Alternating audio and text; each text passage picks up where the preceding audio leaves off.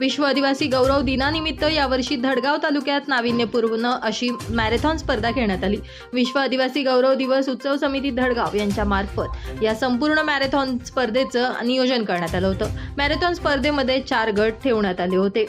दरम्यान या स्पर्धेमध्ये उत्तर प्रदेश, गुजरात आणि महाराष्ट्र तसेच मध्य प्रदेशमधून स्पर्धकांनी सहभाग घेतला। अक्कलकुवा अक्राणी विधानसभेचे आमदार आमशा पाडवी यांनी हिरवा झेंडा दाखवल्यानंतर या स्पर्धेला सुरुवात करण्यात आली। यावेळी हारसिंग दादा पावरा, विजूदादा पराडके, गणेशदादा पराडके, धनसिंग दादा पावरा, गोमता पावरा, इंजिनियर जेलसिंग पावरा तसेच भारतीय प्रशिक्षक विजेंदर सिंग सुद्धा उपस्थित होते।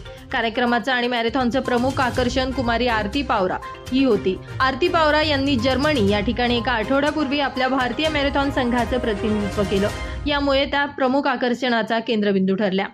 या कार्यक्रमामध्ये मॅरेथॉनची बक्षिसं अनेक मान्यवरांकडून ठेवण्यात आली होती।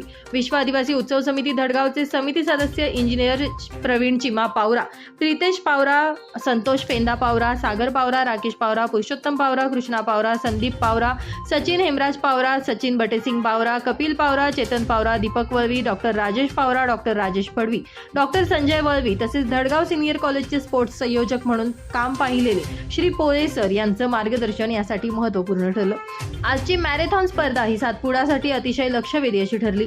प्रथमतः इतक्या जास्त धावपटूंनी स्पर्धेत सहभाग घेतला होता। तब्बल 609 स्पर्धकांनी या स्पर्धेत सहभाग नोंदवला आणि अनेक बक्षिसं मिळवली।